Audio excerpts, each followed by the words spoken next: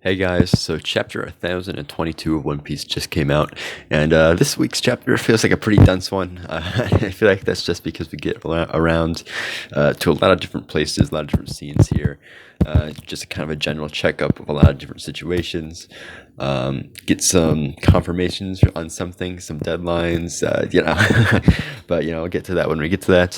But first, I gotta say the funny YouTube thing. Did you know that this made-up statistic of people aren't subscribed to the channel? You know that thing people say at the beginning of the videos that like it gets people to subscribe. I don't know. It's like a thing. I don't know. But seriously, this channel is kind of a passion project of mine. So if I can get what I say out to more people, ideas and such, that would mean the world to me. So if you like what you see and you want to subscribe, like, comment, that jazz, that would mean a lot. So, but onto the actual chapter. It starts off with kind of a rundown of the whole situation from like the narrator or whatnot. We see it claims that all the tobi roppo have been defeated, and it does get a close up of Black Maria, Who's Who, and Sasuke. Who's Who and Sasuke in particular being quite important, because if you happen to watch my past chapter reviews, you know that I was not up until now entirely sold on the fact that they were defeated.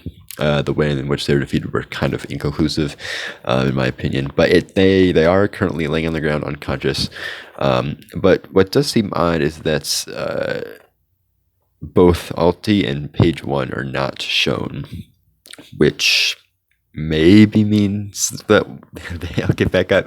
I know I'm clinging really hard onto the idea that the tobi roppo will get back up in some capacity, but like, I don't know. The fact it seems odd that he would leave out Page 1 and Alti in this.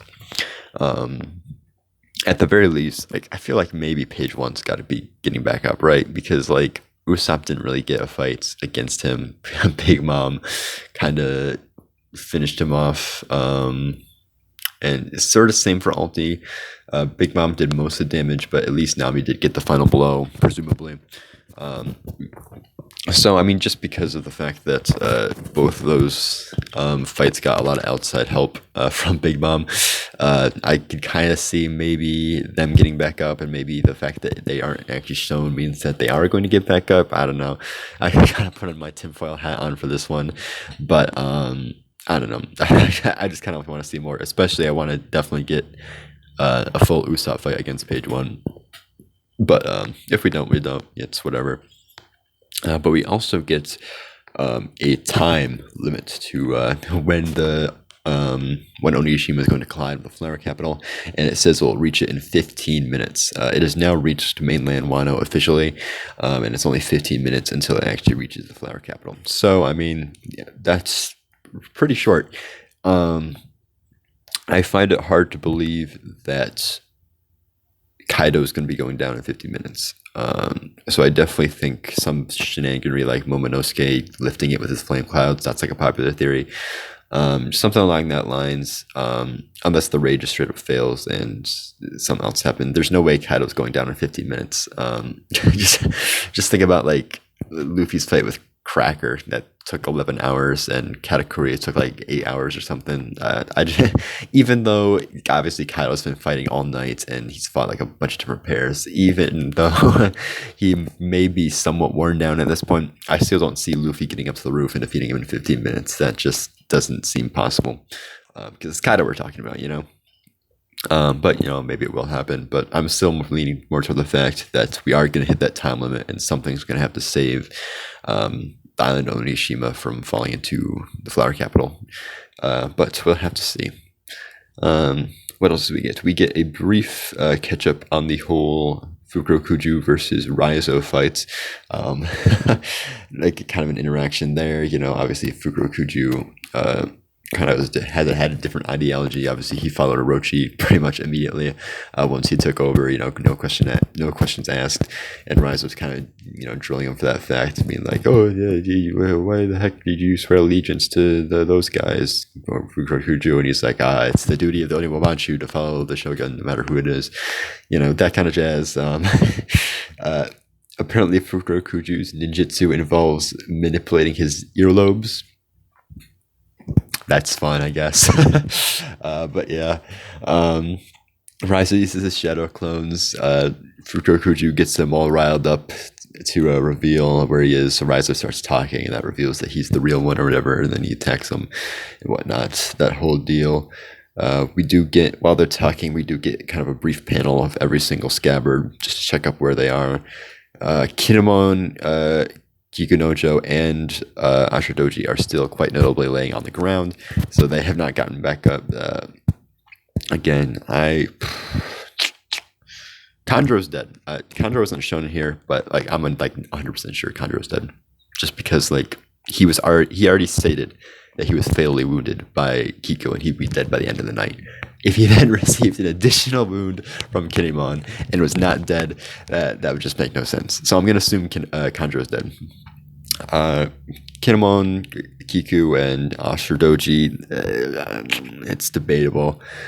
I heard somewhere that like Ashidoji has like the like story, the like Japanese folklore that he's based off of like a mountain bandit that does end up dying, I think, at the end. So I feel like he's gonna die. Whether he's dead right now, I guess it's debatable.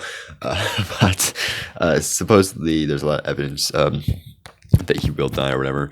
But I don't know. I feel like Kinemon could possibly get like maybe Luffy finds him and he gets like a few final words before he dies for good. I feel like Kinemon will die also. Kiku is the only one where I'm like maybe not 100% sure. But you know, that remains to be seen. But that being said, that's the only stuff of note to come out of that scene really. However, we do get the next scene checking up on Killer versus Basil Hawkins, and Hawkins has quite notably taken a straw voodoo doll or whatever they're called of Kid. So Killer now cannot injure Hawkins without injuring Kid, and we see this because he gets a good stab in on Hawkins, and then we cut to Law and Kid fighting Big Mom, and Kid kind of is like, oh, I got stabbed from something. How did that happen? So yeah, that's a little thing there. Interested to see how that would go.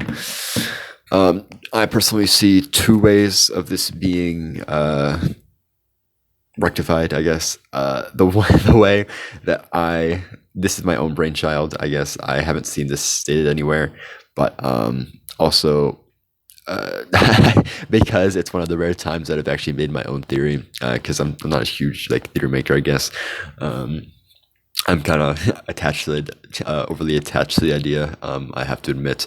But going into the raid, I thought Brook would fight Hawkins.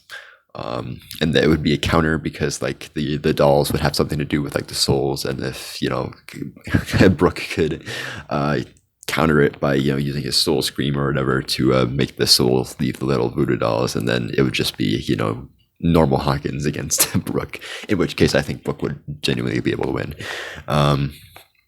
So maybe Brook still hasn't gotten 1v1. I mean, cleaning up the fodder in Black Maria's little clique there might be his big role for the thing. And I mean, he did one shot a number. That's not the worst thing in the world, but I would like a little bit more from him. So if he showed up in this fight and was just like, oh, soul scream, gonna make the soul leave the funny thing, and then Killer can finish him off, that would be satisfactory to me, because it does seem increasingly like Brook is more of a support character than an actual straight up fighter. But we'll have to see. That again, that's just my own brainchild, so I'm kind of attached to that idea. We'll have to see if it comes to fruition. I don't know. But the community theory that I've seen going around that I really like is that Killer will go for Hawkins' left arm, because Kid, quite notably, is missing a left arm. So if he cuts off Hawkins' arm, will anything happen to Kid? Probably not. I can't imagine so. So yeah, I think that's again, as much as I love the Brook idea, I feel like that's a more likely thing, because unless we find something that's a hard counter to Hawkins's voodoo doll magic thing, we're probably not gonna. I don't see any way that Killer could like outsmart this ability other than that. So I'm gonna stick to that idea for now. That seems like the most plausible to me. But we will have to see. But yeah, with that being said, we move on to the festival hall, where we get the last big scene of the chapter, where a whole lot of stuff happens. So we see that Marco is down, which I feel like people are gonna kind of clown on Marco for this, because historically Marco has not gotten the best track record when it comes to fights. He lost the payback war. He lost against. I mean, he didn't lose, but he hasn't beaten anybody, at the very least. I mean, he fought with Kizaru in the Paramount War, but that was more of like a couple brief skirmishes and nothing conclusive. Maybe if it was an extensive 1v1 battle with no like interruptions, he could have beat Kizaru. I don't know. That's up to your own interpretation. But yeah. He lost the payback war. Marco doesn't really have the greatest track record when it comes to fights, and now he's kind of laying a bit bloody and battered on the ground, with King and Queen still up and running. Which I feel like people are definitely going to clown him for that, and call him kind of I don't know, just gonna get a bit underwhelmed with Marco's performance. But to them, I say Marco was kind of cleaning up both King and Queen not too much earlier. When was that? Probably, I don't know. It was after chapter 1000. I know that. That's somewhere between chapter 1000 and now. There was that one chapter in which we got that extensive little scene between Marco pretty much controlling the fight between both King and Queen at once. So he's obviously got the skill. He's just kind of, I guess I would say he's more worn out than like physically beaten down. Because obviously, not only fighting two calamities, but actively controlling the fight like that is obviously no easy task. So him being out of energy, I can't really fault him there. But the fact that he is not fighting King and Queen anymore. Some characters will take over that fight. We'll get to that at the end of the chapter.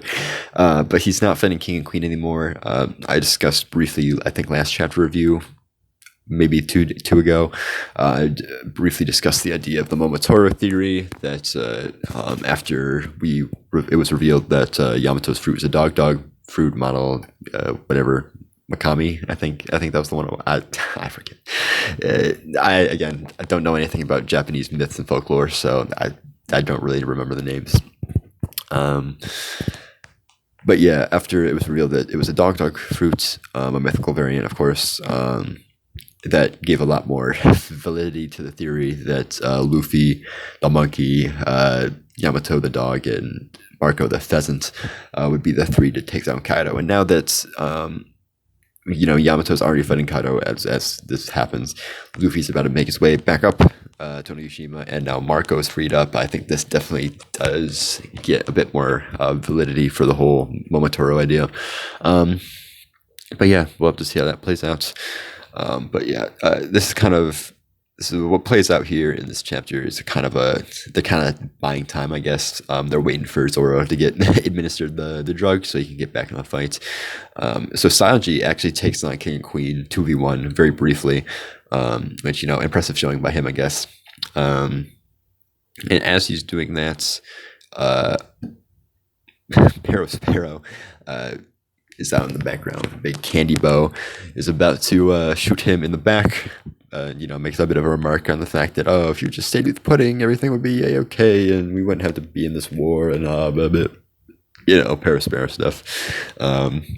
And that's when our dear friend Nekomamushi shows up and absolutely just delivers a nice big slap claw thing to the face of Sparrow. We get a nice satisfying shot of him getting the crap beat out of him. And he goes flying. like outside of the festival hall, it looks like, and Nekomamushi even says, let's take this outside. So yeah, it looks like that fight is finally starting to play out. But yeah, with that, we also get a bit of well, sorry, I'm getting ahead of myself.